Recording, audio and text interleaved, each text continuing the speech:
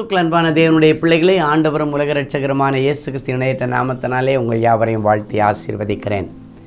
இந்த ஏப்ரல் மாதம் 29ஆம் தேதி மங்கள வார்த்தை நிகழ்ச்சி மூலமாக உங்களை நேரடியாக உங்கள் வீடுகளிலே சந்திக்கிறது எனக்கு ரொம்ப சந்தோஷம். கர்த்தர் உங்களை ஆசீர்வதிப்பாராக.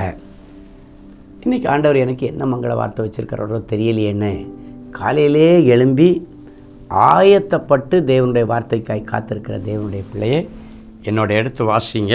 சகரியா தீர்க்கதரிசியின் புஸ்தகம் 9ஆம் அதிகாரம் 12வது வசனம் இப்படியாய் சொல்லுகிறது: நம்பிக்கையுடைய சிறைகளே அரணுக்கு திரும்புங்கள், இரட்டிப்பான நன்மையை தருவேன், இன்றைக்கே தருவேன். சிறையிருப்பில் இருக்கிற தேவனுடைய பிள்ளைகளே, நம்பிக்கையோடு தான் இன்றைக்கி நீங்கள் சிறையிருப்பில் இருக்கிறீங்க. கண்டிப்பாக இந்த ஒரு சிறையிருப்பிலிருந்து எனக்கு ஒரு விடுதலை வரும், இந்த பாண்டேஜிலிருந்து நான் வெளியே வருவேன் என்று நம்பிக்கையோடு காத்திருக்கிற நம்பிக்கையுடைய சிறையிருப்பில் இருக்கிறவர்களே, அரணுக்கு திரும்புங்கள். சிறையிருப்பிலிருந்து திரும்பி உங்கள் வீட்டுக்கு திரும்புங்க, உங்கள் இயல்பு நிலைக்கு திரும்பி போங்க. கர்த்தர் இரட்டிப்பான நன்மையை தரப்போகிறார், இன்றைக்கே தருவார். அப்படின்னா இன்னைக்கு உங்கள் சிறையிருப்பிலிருந்து உங்கள் அரணுக்கு திரும்புகிற நாள். உண்மையிலே ஜெயிலில் உன் பிள்ளை இருக்கானா, இன்றைக்கி நீ விசுவாசித்தா ஜெயிலேருந்து மறுபடியும் உன் வீட்டுக்கு அவனை திருப்பி ஆண்டவர் கொண்டு வருவார். ஒரு முறை ஒரு சகோதரி வந்து சொன்னாங்க, ஐயா, பல முறை என் பிள்ளைக்காக ஜாமீன் அப்ளை பண்ணியும் அந்த ஜெயிலேருந்து என் பிள்ளைக்கு இன்னும் ஜாமீன் கிடைக்கல. என் பிள்ளை ரொம்ப ஜெயிலுக்குள்ளே கிடந்து கஷ்டப்படுறான். அவனுக்கு பொதுவாக ஹோட்டல் சாப்பாடே பிடிக்காது. இப்படி இருக்கும்போது ஜெயில் சாப்பாடு அவனுக்கு எப்படி ஒத்துக்கும் ஐயா? நான் ரொம்ப மனவேதனையோடு இருக்கிறேன்னு சொல்லி என்னை பார்க்க வந்தார். எதுக்காக இவன் ஜெயிலுக்கு போனான் அப்படின்னாச்சுன்னா, இவனுடைய நெருங்கின நண்பன் ஒருவன் பண்ணின ஒரு குற்றம்.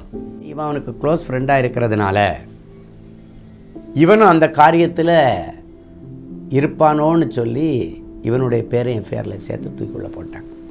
ஆனால் நடந்த சம்பவத்திற்கும் எனக்கு எந்த சம்மந்தமும் இல்லை, உண்மையிலே கிடையாது. அந்த தாயார் சொன்னது மட்டும் இல்லை, அதன் பிறகு நான் விசாரிக்கும்போது அதில் எந்த சம்மந்தமும் இல்லை.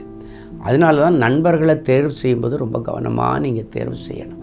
சில நேரங்களில் துஷ்ட நண்பர்களை நீங்கள் செலக்ட் பண்ணிங்கன்னா அவர்கள் ஏதாவது ஒரு பெரிய தப்பை பண்ணும் பொழுது உங்களை அறியாமலே நீங்கள் அதில் இழுத்து கொள்ளப்படுவீர்கள், உங்கள் பெயர் அதுக்குள்ளால சிக்கி கொள்ளப்படும். அதனால தான் ஆண்டவர் நல்ல நண்பர்களை சம்பாதியுங்கள் என்று சொல்லியிருக்கிறார். எனவே ஃப்ரெண்ட்ஷிப்பு செலக்ட் பண்ணுறது ரொம்ப கவனமாக இருக்கணும். இந்த தாயார் வந்த நாள் கழித்து அடுத்த 2-3 நாளில் பண்டிகை நாட்கள் வரப்போகுது.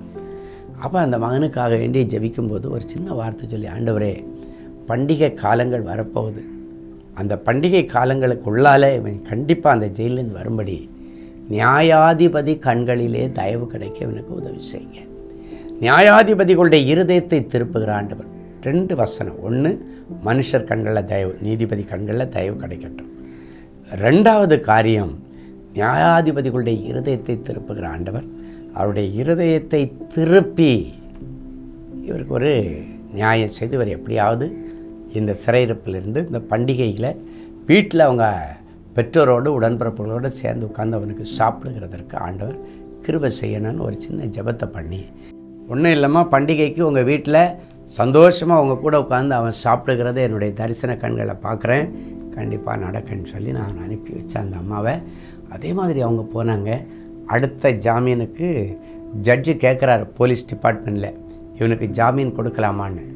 போலீஸ் அதிகாரி கண்களில் முதல்ல தயவுக்கிறார். அது வரைக்கும் இவனுக்கு ஜாமீன் கொடுக்கக்கூடாதுன்னு சொன்ன போலீஸ் துறை இப்போ அவனுக்கு ஜாமீன் கொடுக்கலான்னு கோர்ட்டில் சொல்கிறாங்க. ஜட்ஜு உடனே ஜாமீன் கொடுத்து ஆண்டவர் அந்த பண்டிகை காலங்களில் வீட்டில் உட்காந்து குடும்பத்தாரோடு சாப்பிட கர்த்தர் உதவி செய்தார். அவனுக்கு ஜாமீன் கொடுத்தது மட்டும் இல்லை, ஆண்டவருடைய பெரிய கிருபையினால் அந்த போலீஸ் அதிகாரி அதன் பிறகு எஃப்ஐஆருக்கு பிறகு சார்ஜ் ஷீட்டுன்னு ஒன்று போடுவாங்க. தீவிர விசாரிச்சுட்டு இந்த பையனுக்கு அதுக்கு சம்மந்தம் இல்லைன்னு சார்ஜ் ஷீட்டில் இவனுடைய பெயரையே அந்த குற்றப்பட்டியலிருந்து எடுக்கக்கூடிய அளவில் ஆண்டவர் ஒரு அற்புதம் செய்தார். என் அன்பு தேவனுடைய பிள்ளைகளை, நண்பர்களை சம்பாதிக்கிறது பார்த்து சம்பாதிக்கணும், கரெக்டாக செலக்ட் பண்ணணும். அடுத்த ஆண்டவர் சொல்கிறார், இன்றைக்கி ஒருவேளை நீ சிறையிருப்பில் இருந்தீங்கன்னா உன் வீட்டுக்கு நீ திரும்பி வருவ, நீ விசுவாசி என்று ஆண்டவர் சொல்கிறார்.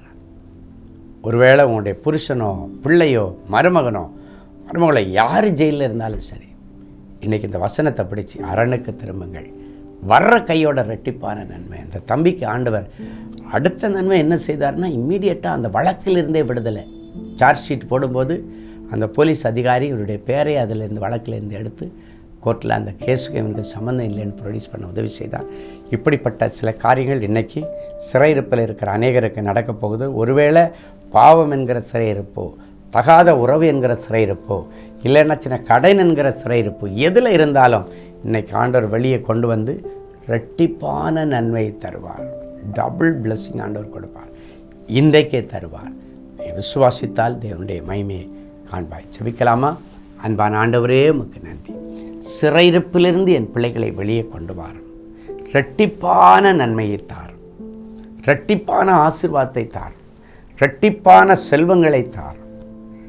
என் பிள்ளைகளுடைய பாத்திரங்கள் இனி நிரம்பி வழியட்டும்.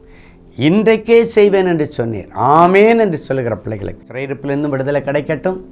இன்றைக்கே என் பிள்ளைகளுக்கு இரட்டிப்பான நன்மையும், இவர்கள் ரொம்ப காலம் எதிர்பார்த்து கொண்டிருந்த அந்த நன்மைகளும் கிடைக்கட்டும். யோபனுடைய வாழ்க்கையில் சிறையிருப்பிற்கு பிறகு இரட்டிப்பான நன்மையை கொடுத்த ஆண்டவர் என் பிள்ளைகளுக்கும் அப்படியே செய்யும். இயேசுவின் மூலம் பிதா.